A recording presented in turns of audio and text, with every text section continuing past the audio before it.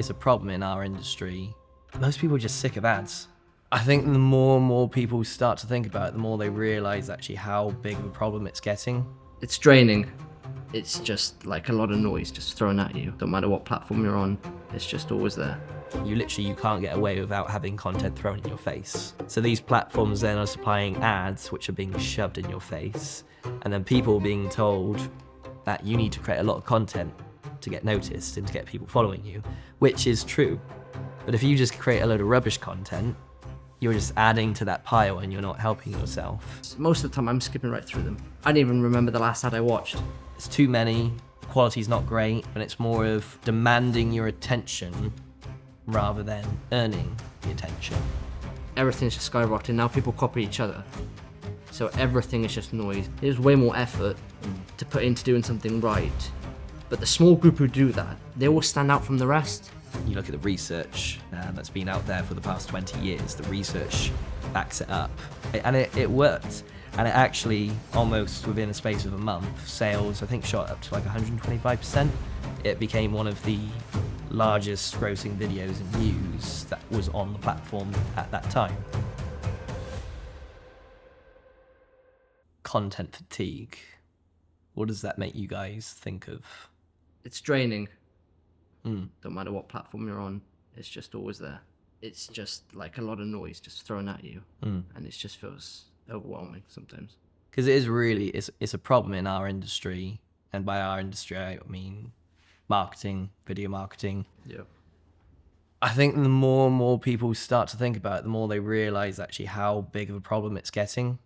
Have you noticed the increase in where adverts are, how many ads there are shoved in your face on a daily basis? Like, have you noticed that? It's definitely increased the amount of ads you have on social media, and it's just everything there. Like I said at the start, it's a bit kind of overwhelming. Yeah. Definitely seen a massive increase in where ads are placed, and it's like everywhere, every platform you're on. I can't think of a platform that they don't provide ads. Yeah. It's a problem as well. You see paid content now, and we're seeing that more and more, aren't we, in our industry, where we're seeing, Disney Plus, Prime, all the subscription services now, even though you're paying, you're still getting ads on top of it. And I think there's been a little bit of people thinking, well, this technically creates more opportunity. But whilst it might benefit those services because they make more money, because more people are putting ads out there, it's definitely having an adverse effect, I believe, on the consumers. I mean, me personally, every time I see an ad now, I just want to skip past it. I don't want to bother watching. And you get some people say like, oh, well, if it's an ad that's targeted to you, if you're going to watch the video. But I rarely do. I probably get 90% of my ads are to do with, video production, editing, but anything where it's product service kind of stuff, I'm skipping past before they've even got the first, a few seconds under my belt. From our research at the moment, because we can go around and talking to a lot of people and finding out, their point of view and putting forms out for people to submit how they're finding advertisements day. Most people are just sick of ads. They just don't like them. There's too many. The quality's not great. There's a lot of scam ads that, genuine businesses have to compete with now, where there's scams going out, which is making consumers not trust ads. So you could have a scam ad and another business ad that could feel very similar in its style and feel. And therefore, how do you trust one or the other without spending time doing research? And, people just don't have the time. So do you guys think there's a solution to that? Yeah, that definitely is. When I'm watching an ad, even though it's most of the time I'm skipping right through them. I don't even remember the last ad I watched. The only times I'm actually stuck with ads and I'm actually like surprisingly hooked is when they're very tailored to me and they hit exactly what I'm either struggling with or what I think will benefit my life. Those are in like 15 seconds, like those ones that really, those stand out and I'm actually like hooked up and I actually forget that it's an ad. Those are the ones that I actually stick onto and I actually go down the funnel. Yeah. And actually try to understand what's going on here, because I'm actually interested now.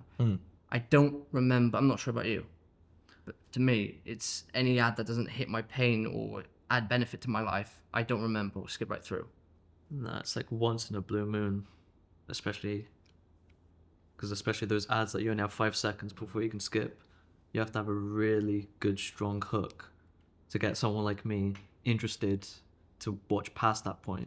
A lot of companies don't do that properly. They a lot just talk about it or make it very addy. And like my brother said, if you forget it's an ad and you just watch it, that's when you go through the funnel. I think that also leans into a problem that we see of aggressive marketing as well. It's just like, take the idea of a door-to-door salesman. I think anyone who thinks of a door-to-door salesman does not have a good impression. Usually they're pushy. The person's trying to get you to almost buy on the door. And so they're pushing you, and it puts you off more, doesn't it? And it gets more frustrating. And you imagine if you had like 50 door-to-door salesmen every day come to your door, you'd be throwing a rager. But as kind of what video marketing has become in the industry is people are trying to be, get hooks in, as you say, to get you to not skip an ad, even though there are now also ads where you can't skip them. Which those I generally just put the phone down, I go and make a cup of coffee, and I will come back and wait for the ad to be done. Smart.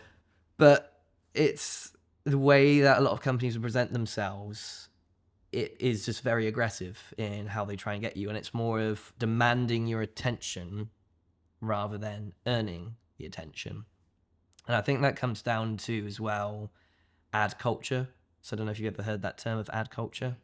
So when you see ads in your lifetime, you have a certain reaction to them, and so does everyone else. So growing up, I remember when I used to have a TV license, because we don't have a TV license anymore because we just use subscription services, but we did, you would always get ads in between, a movie or a TV series you're watching. You'd probably get like 2-3 ads in a episode of a TV series, and maybe the similar amount for a movie.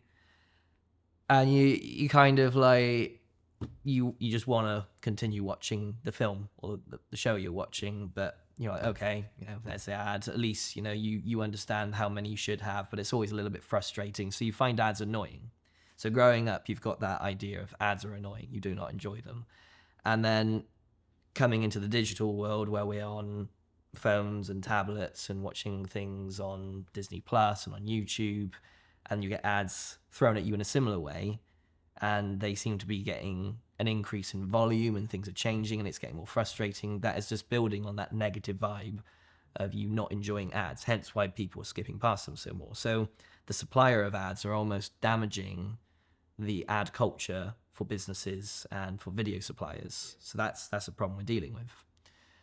But there's an interesting ad culture in America. I'm sure you guys know of the Super Bowl ads. Oh, yeah. Those ones usually have celebrities. They're usually funny ads. They're usually big things. They're spending. I mean, I think to get like 30 seconds of ad space, you're looking at millions or something around that for just the slot to get in on the Super Bowl ad. And then you spend the more millions getting the celebrities in and to get the production companies in and to do all that. So it's a very expensive endeavor. And yet big companies do end up doing this. But it's like, why do you think they go through that?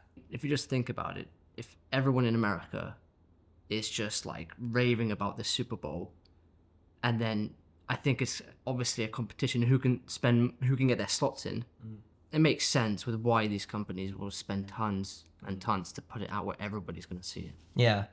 It's interesting though, because the companies could just do what a lot of companies do and just make, a standard ad.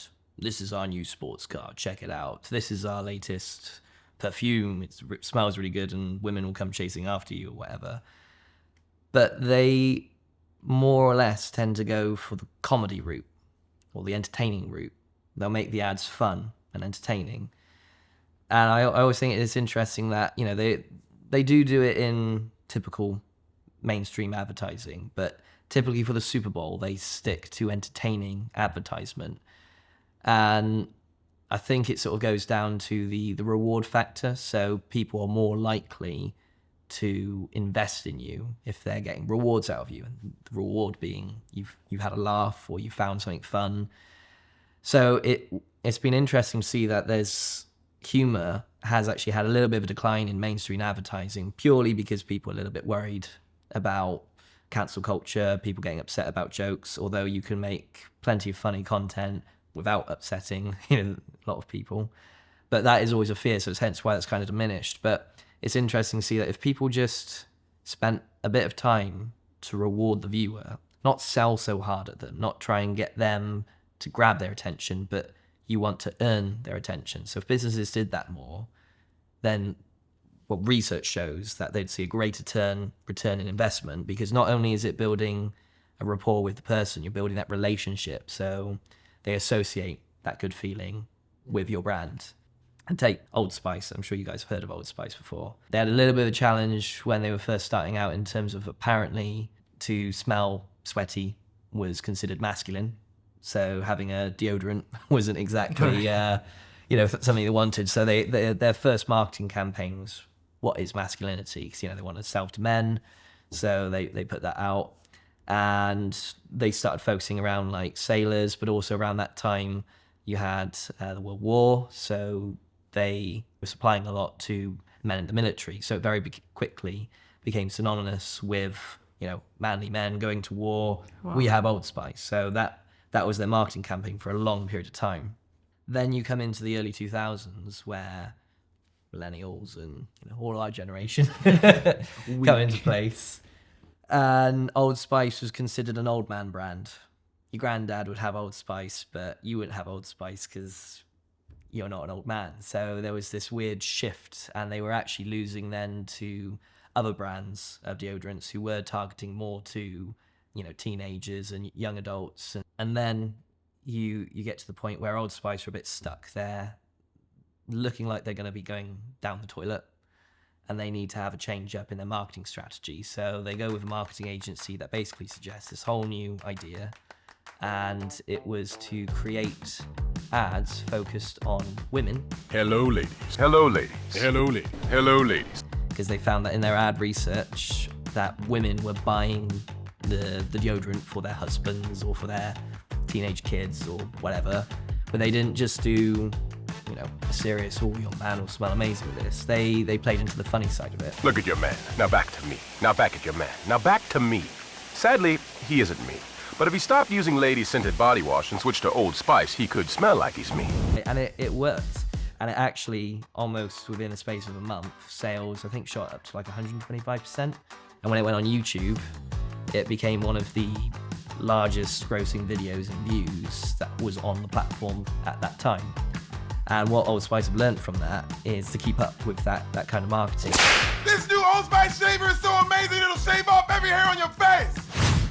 Oh no, I'm a hair! So I prepare myself with a manly scent of Old Spice Danger Zone. Oh, Old Spice body spray makes you smell like power! You're on a boat. With the man, your man could smell it. Old Spice body wash can't block odor for 16 hours. What?